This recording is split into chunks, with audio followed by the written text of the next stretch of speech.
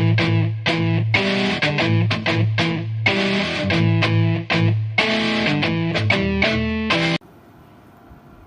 Students, so last time we have discuss about dimensions and उसका मैंने कुछ homework भी दिया था. यही जो टर्म्स है मैंने आपको होमवर्क दिए थे, राइट? सो चेक करते हैं उसके आंसर्स आपको जो मिले वो करेक्ट है कि रॉन्ग है. तो first one is force. Force का मैंने आपको फॉर्मूला लिख के दिया था, मास इनटू एक्सेलरेशन. तो first force is equals to mass into acceleration. Mass का मास इनटू एक्सेलरेशन. एक्सेलरेशन को अपन ने क्या लिखा था, उसके फॉर्मूला में चेक करना टेबल में. वेलोसिटी अपॉन टाइम लिखा और वेलोसिटी को लिखा था displacement upon time, right? Acceleration is velocity upon time और वेलोसिटी क्या होगा, डिस्प्लेसमेंट अपॉन टाइम. तो ये हो जाएगा displacement upon time. Time into time हो जाएगा time square. Time into time is time square. तो मास के लिए कौन क्या यूज करेंगे, डायमेंशंस लिखूंगा मैं इसका एल एम टी. मास उसका डायमेंशन क्या होगा, m1. Displacement, displacement means what, length. तो लेंथ इज 1. टाइम इसका पावर कितना 2, लेकिन टाइम टर्म कहाँ पे, डिनोमिनेटर में. तो इसका न्यूमरेटर में क्या लिखेंगे, -2. तो हो जाएगा t -2 dimensions. Okay, next. So dimensions for force is L1, M1, T minus 2. Next is pressure.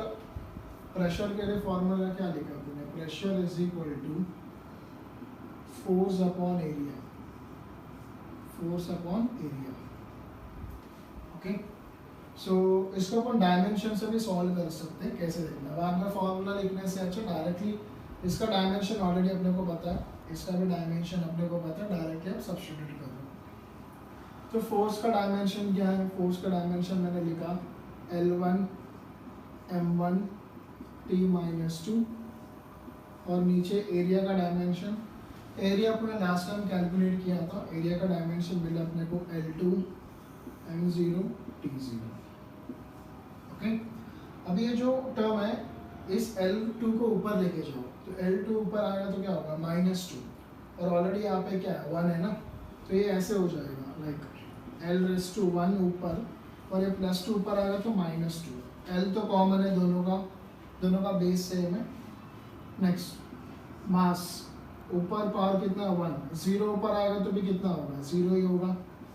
T -2 ऊपर आएगा 0 तो 0 ही रहेगा.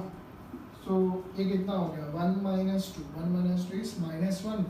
तो dimension is L -1. M raised to 1 - 0 is 1. T raised to -2 - 0 is -2.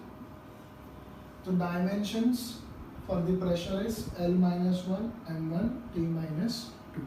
Okay. Next, density. So density is formula क्या density का, mass upon volume. Mass upon volume. Volume already अपने dimensions लिखा. Volume क्या होता है, length into breadth into height, the distance into distance into distance. It is mass upon distance into distance into distance is dq. मास यहाँ पे dimensions क्या होगा, lmt. मास मतलब m1, डिस्टेंस मतलब लेंथ 3, लेकिन ऊपर आएगा तो क्या होगा, -3. टाइम का कुछ टर्म नहीं है ना इसमें, तो टाइम के लिए पावर क्या हो जाएगा, 0. तो डायमेंशंस क्या हुआ डेंसिटी का, L -3 M1 and T0. Okay. Next, momentum.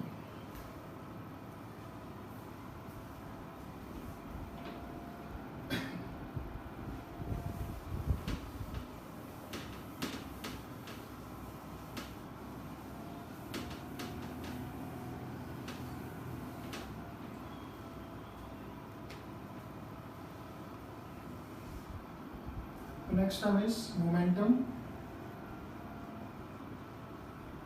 Momentum का फॉर्मूला क्या है, mass into velocity. So it is mass into velocity को अपन लिखेंगे डिस्प्लेसमेंट अपॉन टाइम. वेलोसिटी को लिखेंगे डिस्प्लेसमेंट अपॉन टाइम।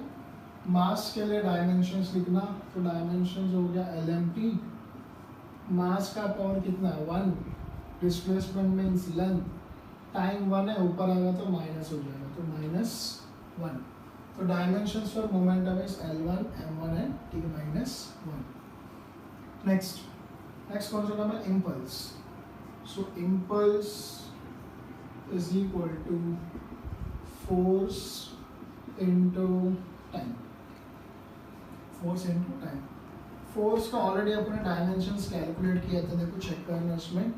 तो फोर्स का डायमेंशंस आपको मिला L1 M1 T-2, मिला है ना आपको फोर्स का dimensions L1 M1 T-2 kilogram metre per seconds per, ये डायमेंशंस। अगर टाइम है तो टाइम का डायमेंशन क्या होगा, L0 M0 T1 होगा टाइम का डायमेंशंस। अब ये दोनों को मल्टीप्लाई करना, अगर ये दोनों को मल्टीप्लाई करेंगे तो क्या होगा, LMT पावर, बेस सेम है तो पावर्स एडिशन और सब्ट्रैक्शन हो जाएगा, तो लेंथ और लेंथ, इसका पावर 1 है, इसका पावर 0 है, तो 1 + 0 कितना होगा 1। मास का पावर यहाँ पे 1 है और मास का पावर यहाँ पे 0 है, तो 1 + 0 कितना होगा 1। टाइम इधर -2 है और यहाँ पे +1 है, -2 + 1 कितना होगा -1, राइट। तो dimensions for the impulse is what, L1 M1 T-2। और is the meaning of momentum and impulse, वो अपन फोर्थ चैप्टर में उसमें स्टडी करेंगे। नॉर्मल जब वो चैप्टर स्टार्ट होगा तभी आपको एग्जैक्टली समझ में आएगा वो टर्म्स का मीनिंग क्या है। बट यहाँ पे डायमेंशंस में वी डोंट वांट मीनिंग, वो जो टर्म दिया है अपने को जस्ट उसका डायमेंशंस अपने को कैलकुलेट आना चाहिए उसमें। Okay, next potential energy. Potential energy formula क्या लिखा, mgh। What is mass, g acceleration due to gravity, h is height।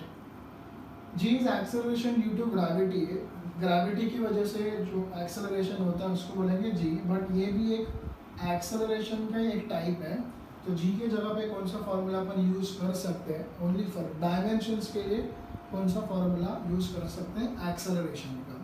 तो m को लिखूंगा मास और g मतलब एक्सेलरेशन।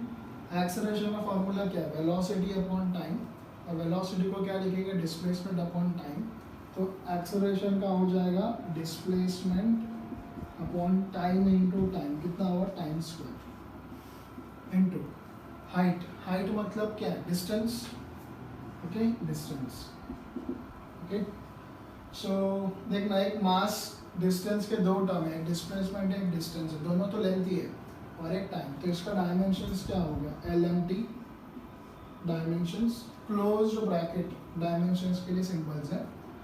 मास के लिए हो गया M1, डिस्टेंस लेंथ है, डिस्प्लेसमेंट भी लेंथ है, लेंथ इंटू लेंथ को क्या लिखेंगे, लेंथ स्क्वायर, तो L⁻², और टाइम स्क्वायर डिनोमिनेटर में 2 है तो न्यूमरेटर में क्या हो जाएगा -2, तो T इज -2।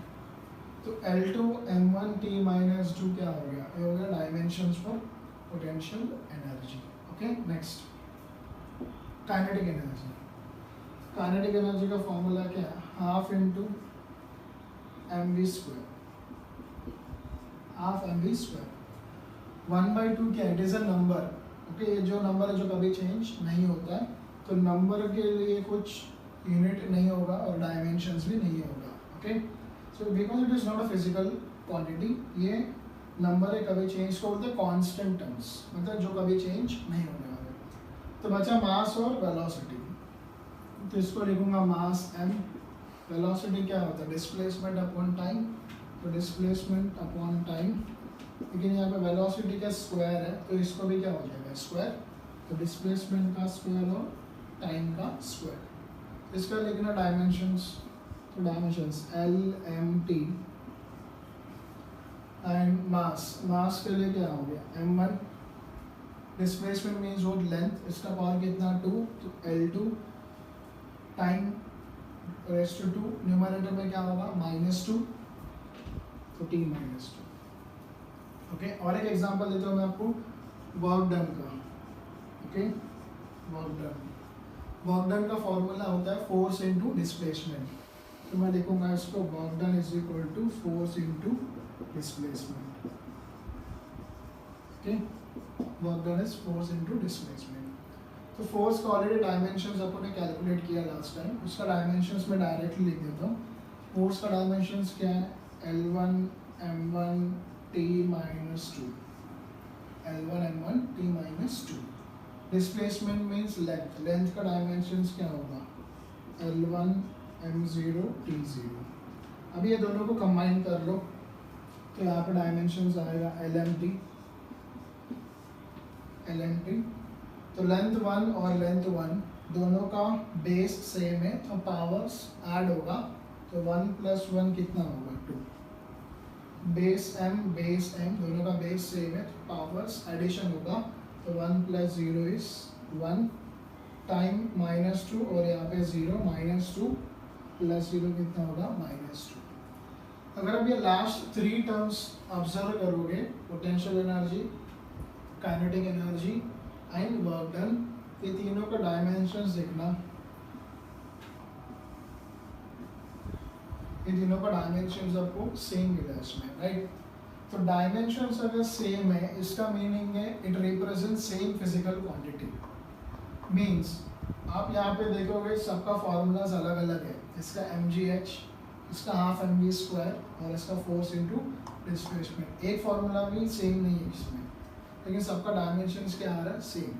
तो इसका मीनिंग क्या है कि ये तीनों डायमेंशंस एक ही क्वांटिटी को रिप्रेजेंट कर रहा है। मींस ये क्या है, पोटेंशियल एनर्जी। ये क्या होता है, एनर्जी का एक टाइप है, मतलब इसको एनर्जी बोल सकते हैं अपन, ये एनर्जी है। एनर्जी का एक टाइप क्या होता है, पोटेंशियल एनर्जी। तो बेसिकली mgh किसको रिप्रेजेंट कर रहा है, एनर्जी को, ठीक है।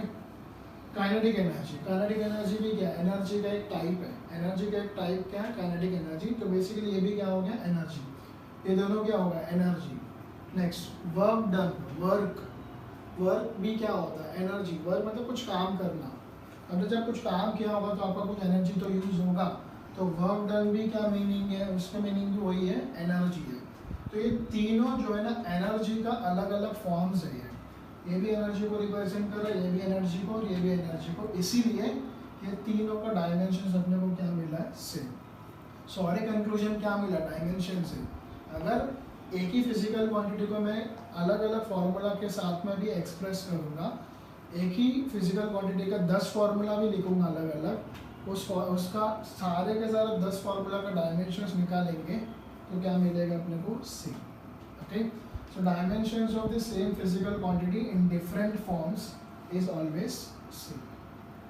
सो ये मैंने जो होमवर्क दिया था लास्ट टाइम, उसके आंसर्स हैं। सो चेक करो, कुछ मिस्टेक्स हुआ कहाँ पे हुआ, जस्ट क्लैरिफाई करना, करेक्शंस करना उसमें, ठीक है। Thank you.